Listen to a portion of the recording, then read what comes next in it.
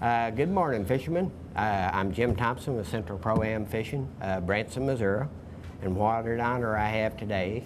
Everybody recognizes, I'm sure. I'm sitting here with Brian Snowden. This year is his 5th year of qualifying for the Bassmaster Classic.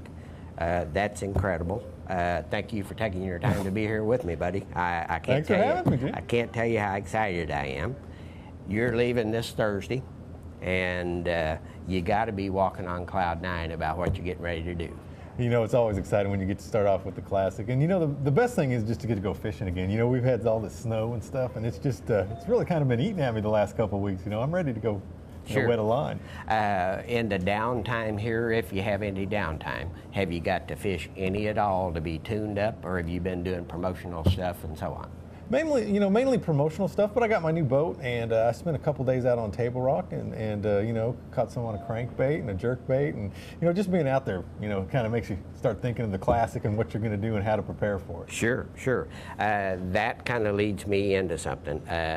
Do you get real nervous prior to this, or are you, explain your feelings right now? You know, there's always excitement, and after the first one, I was definitely, the nerves were there, and it was hard to sleep at night. But now, you know, there's excitement, but it's not the bad excitement. You know, you're excited to be there, you're focused, and you know what you need to do, and you've seen all the hoopla and the lights and the cameras and stuff, so you can really focus more on your fishing. And then, you know, that's kind of where I'm at. I sleep good at night, don't get me wrong. You know, well, I'm tired. Good. These guys that you're fishing against, you're as good as anybody out there, so they don't affect your feelings, your judgment, or your techniques at all. You go out and do your own thing and not let any of that bother you. You know, it seems like that's the best way. You know, I've tried to listen to other people and follow what they're doing or what other competitors are telling you to do, and I just never been able to make it work. So I really try and concentrate on my strengths, and luckily this Classic's going to be a shallow water flipping, which I've really excelled at and made a lot of money doing, and I'm excited about it. You know, I really am. You had a great year at the Classic. And what did you end up in the totem pole, or the place that you finished? The 2009 Classic, I was 3rd place. The last Classic I was in, yes. Okay. And you know, I really felt I had an opportunity to win that, but I had you know, some mechanical issues which cost me about half of the day fishing time. So I needed one 4-pounder instead of a 2-pounder, and I would have won. Yeah, and you were right there. And of course, we all were watching with anticipation. That was an incredible day for you. So, and without the motor problem, you would have probably been okay. You never know, you know, but I just would have, that's the only regret I have about the Classic, is just not having the full time. You know? You would have been okay. You'd have won that puppy. Yeah. When you get there, Brian, what time of the morning do you go out and start pre-fishing, and when do you come in? Do you do a 12-hour day, a 14-hour day? What's your schedule like? Well, because of the, you know, we're still fairly wintertime, you know, so we don't have a lot of daylight. So I'm going to go out first light. You know, luckily down there the lows are only supposed to be in the, you know, the low 40s, highs in the mid to upper 50s. So it won't be too awful bad. But yeah, you know, daylight to dark. You know, spend as much time as you can, because we only have 3 really full days of practice. Then we get 1 more day during the week on Wednesday. But the day on Wednesday is more of it's kind of a trial run for them, actually. You know, we get to go out and fish, but it's all, you know, you do the drive-through launch, you do the observers with you, you have a time limit. So, you know, if you're making a 100-mile run and you got to be back at 4, it's just like the tournament. You're going to be running, not doing a lot of fishing or practicing, I should say, on Wednesday. But, you know, so the Friday through Sunday are the real days you really got to, you know, bear down, because that's the days you have to find them. And then it's strategizing that last part in time. Yeah. Basically. Okay. Is there certain people, when you get there, Brian, that you hang around with as far as fishermen, or do you pretty much stay to yourself during this event? No, I actually, you know, I've got a good group of friends that I camp with, that we travel together all over the United States. And, you know, Edwin made it, Terry Butcher, we're real close. So we'll definitely discuss some fishing, maybe not exact areas, but what we think's going on with lures and what the fish are doing. That really helps each other, you know, and that's kind of the same scenario in 2009. Jamie and I, he's another one that travels with us. Jamie Fralick. Yes, and we were fishing similar areas, and he actually figured out the best pattern of swimming the jig. I found the area, he found the technique. It really, it worked out for both of our advantages, and no one can do it all on their own. Right. So there might be a little key thing like swimming a jig or some different bait that really triggers the fish. And it's nice to know a few people you can trust. Okay. Well, of course, we wish you all the luck in the world. Give me a little history, and our listeners and viewers, a little history. Did you not move here from California? Yes. I was grew up in California, and wanted to pursue this when I was in high school. It's really where I got the idea to become a professional fisherman, and I just picked Missouri. It was the home of Bass Pro. Springfield was a fairly good-sized city, and it had 7 or 8 lakes within 2 hours. I mean, good lakes that you've heard about, read about, and they were very diverse fisheries. You had dirty water and clear water, so I thought it would be an excellent place to learn. And we had, Guido, Dion, Randy Block, Denny Brower. A lot of the big names in the fishing industry came from this area. Sure. As you all are watching this, folks, you'll see a bunch of the fishing magazines from Central Pro-Am. A lot of the guys he just mentioned are on this wall here. Brian, it's amazing that from California, in your high school days, you decided to be a professional fisherman and ended up in Missouri. I find that pretty intriguing.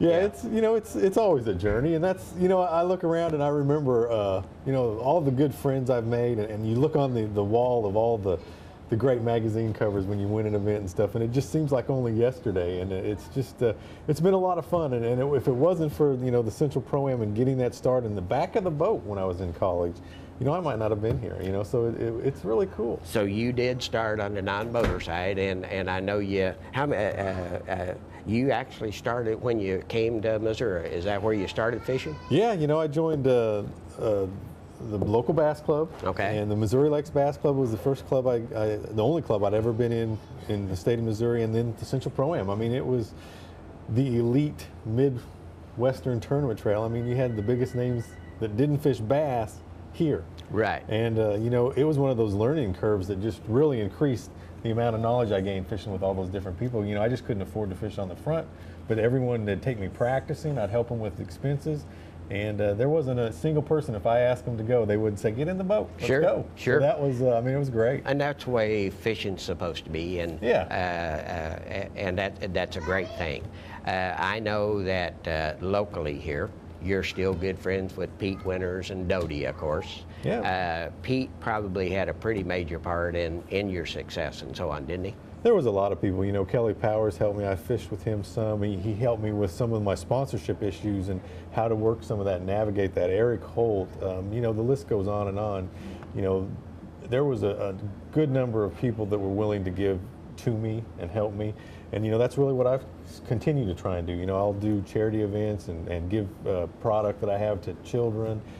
Just whatever you can, because that's really what it's about. It's give and take. We're all giving something, a little bit of our time for something we love, and it just keeps kids, focused on the good things. I agree. What kind of tips can you give our young co-anglers or non-boaters that are in the back of the boat right now?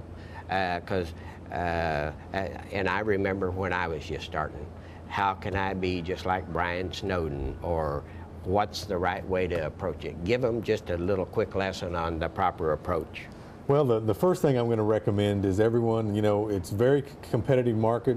Go to college, make sure you get a degree, and I would recommend a marketing degree, because all the marketing stuff I've had to learn on my own. I have a degree in biology, but it really separates you. There's only about 30% of the professional anglers that have a degree.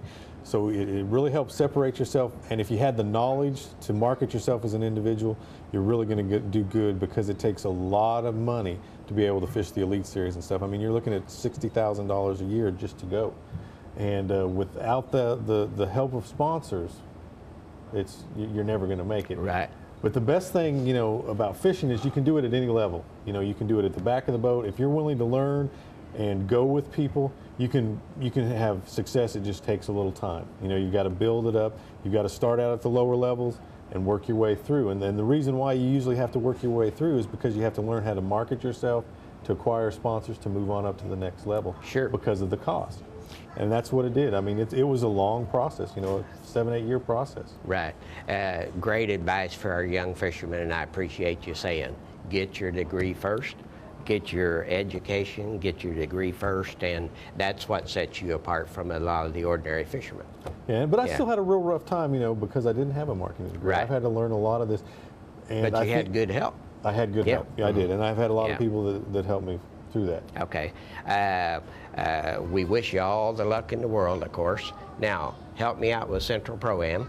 We've got an event coming up the first week in March here on Table Rock Lake. Ooh, that'll be good. If you were here going to be fishing, what area of the lake would you fish? What kind of lures?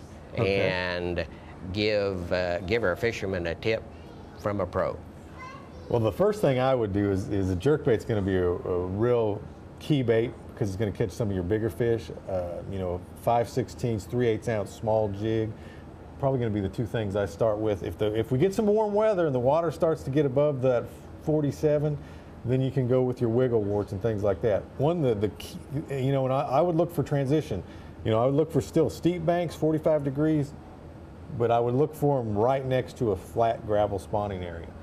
Still be on the steeper deep stuff. If we get some warm weather, they'll start moving up toward that transition or the change. And the best thing I can tell you, you know, make sure you use your stick bait. You want to make it suspend where it actually sinks about a foot per second. I catch more big fish with a sinking stick bait than I do the one that actually rises. Because just think, when you look at a dying shad, what does he do? Moves 2 or 3 times, then he actually starts to settle to the bottom. Then he actually moves 2 or 3 times, settles to the bottom. So that's one of the tricks I've learned. I'll be darned. I don't lose a lot of baits because of that, but I catch a lot of big fish on a stick bait because of that. So you do want yours to sink a about little bit. About a foot per second. Really? Well, that's a good tip. I'll remember that myself. And have you got a certain jerkbait that you prefer? You know, there's a lot of really good ones out there. You know, the mega bass, I've actually started catching a few fish on those. They're a little expensive. The McSticks is an excellent bait. It casts real well. I still really like the old Smithwick. Do you? Yeah, okay. The old 4.5-inch Smithwick. It just is a little more difficult to cast. Okay, okay. I know, like you said, Brian, you can't do all of this on your own. I'm going to give you a minute to thank the sponsors that help you do this, and anybody you want to give thanks to, give them thanks right now, and go for it, buddy. You know, first of all, I'd like to thank my mom and dad. My dad always had time to take me fishing, and now my wife, she always lets me go fishing, so that's a good combination. What a country. Yeah, well, you know, only in America. Yeah. But, you know, I've been really blessed. I've been with Mercury since I started. I'm really blessed with Bass Pro, and you know, I've got to be on their television show now, and we're really working good together. Doing a lot of shows for them, and you know, that's where I wanted to be. That's why I moved here. So sure. Very thankful with Bass Pro Shops. You know, now the Branson Tourism Center I'm excited about. That's going to be a good mix, I think, because I can bring the outdoor enthusiasts to the area that we love. I mean, we take for granted some of the most beautiful, and when it comes to Branson, the most convenient place to entertain everyone. I mean, you got great fishing, you've got hunting, and you've got great shopping facilities. Sure. And, you know, all the entertainment right here. So I'm really excited about that, and hopefully that's going to be a good fit for many years to come. You know, St. Croix rods, Zoom Plastics, Ideal RV, they all keep me going every year. Good. Branson Tourism Center. They're phenomenal folks, Larry and Leanne Milton. I know they help you. They help Mr. Mike Webb. They're a huge sponsor of Central Pro-Am. So Larry and Leanne, thank you all very much. I need to thank Ranger Boats and Mercury Motors myself. So thanks for your time, Brian. And we're going to be watching you every day on the computer to see how you do. It's a week delay this year. Yeah. We won't get to see it on TV for a week, but I'll be watching you on the way in. Well, okay? Thanks. I appreciate and thanks it. for all your time, and thanks for all your help. Okay, thank you, Jim. Great fishing.